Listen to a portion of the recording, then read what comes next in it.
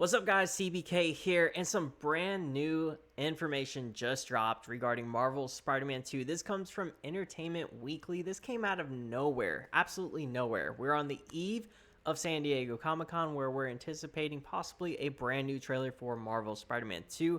But we got an article from Entertainment Weekly discussing Venom and casting Venom, aka Tony Todd, and it's got some really cool information and details regarding Marvel Spider-Man 2 that I want to dive into with you guys. So I'm actually going to be kind of reading, I skimmed over the article a little bit, but I'm going to read this along with you guys, and we're just going to kind of discuss and break down what we see in this article. I'm super hyped, but to start with, we have to take a look at this brand new image of Venom. Looks freaking incredible. I've been saying, I actually said it on my most recent video I posted earlier today, that I want more rain, thunderstorms, all of that good stuff for Venom, because it just kind of sets the tone and, you know, is the perfect setting for someone like Venom.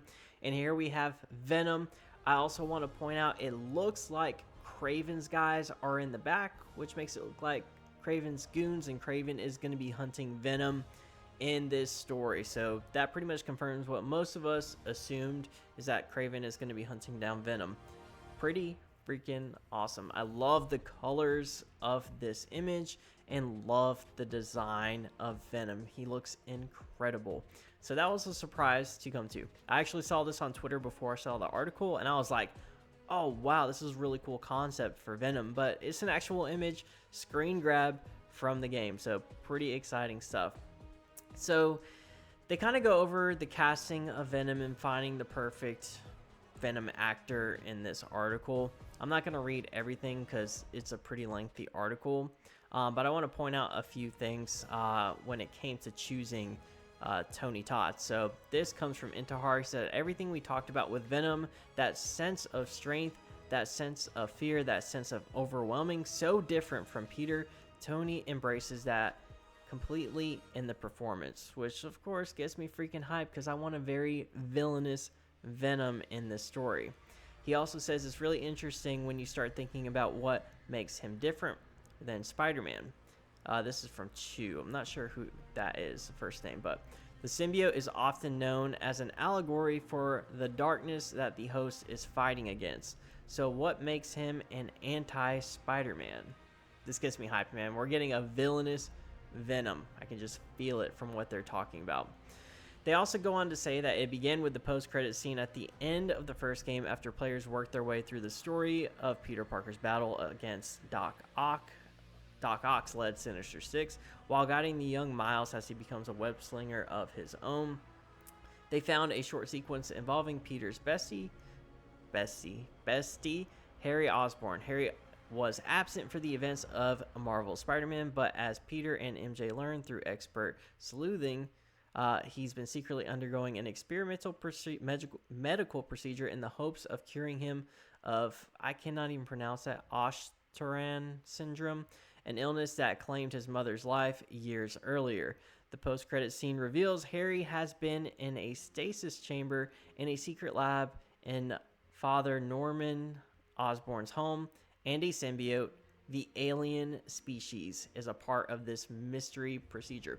So there was a lot of debate as to whether the symbiote was going to be laboratory made, which kind of feels like it would fit within this story, like Norman Osborn's labs made that symbiote, or if it's actually alien. I'm pro alien symbiote, and it looks like we are going to get an alien symbiote in this game. So that's brand new confirmation that we did not know about before. Gets me freaking excited. They also said that they wanted to try something very different, and I don't think you can get much more different from Doc Ock than you do Venom, Intihar explains. It's about power, it's about strength, it's about being slighted, it's about Peter being involved much more in the creation of Venom. I think that's what attracted us. So that's a pretty interesting line from Brian. Peter being involved in the creation of Venom makes me kind of wonder if he kind of helps Harry in a way, or is, I don't know. That's pretty interesting. So maybe he helps in some way with the creation. I'm not really sure how that works. That'll be really interesting. I'm sure I can come up with some theories about it, but we'll save that for another video. One of the things that is great about Spider-Man as a character is he's always got to make sacrifices. The symbiote provides a lot of grits for that mill, so to speak. Pretty interesting stuff. Pretty much representing and talking about everything that I want from this story. According to Paquette, the story is about what happens when that darkness takes over. Love to hear it. It's not just Peter who's impacted by the symbiote. It's the loved ones, the family around the host who has to see what's happening to the person that they love. There's a lot of juicy drama that we can get from that. And that's like one of the core elements of the symbiote suit. It's what makes the story so good, is just to see how Peter's loved ones and friends are affected by him letting that darkness in. Obviously, we're throwing Miles into that story, which is a little bit newer. Usually we see how the symbiote, or Peter's symbiote version of Peter, is affecting like his family and MJ around him. But now we're throwing Miles into that, another Spider-Man, and it's going to be interesting to see how that kind of works.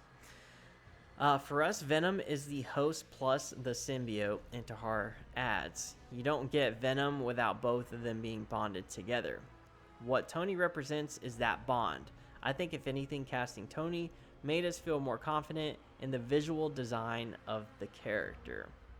This is super exciting stuff. I mean, they're really hyping up Tony Todd. It's really unfortunate that he's not going to be at San Diego Comic-Con, because I think he would bring some real energy to that panel. But he's not going to be there, unfortunately. Regardless, I'm super excited to have Tony Todd. I'm super excited to actually get this article on the eve of San Diego Comic-Con, where we're hoping that we're going to get a trailer tomorrow. So that's really, really exciting. Also, we just got to go back to this image. I mean, it is visually perfect for me. Like I said before, the rain and Venom just work so well together. Thunderstorms.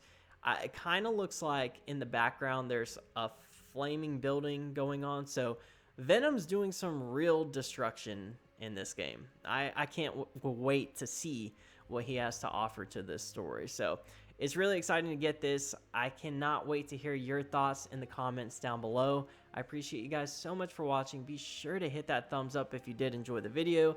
And to keep up with all of my other Marvel Spider-Man 2 content, just hit that subscribe button. It's pretty much all I cover on the channel. If you also want me to do more videos like this one where I'm talking to you guys with the face cam on, just let me know and I'll do it. But that's going to be it for me. Thank you so much for watching, and I'll talk to you guys later.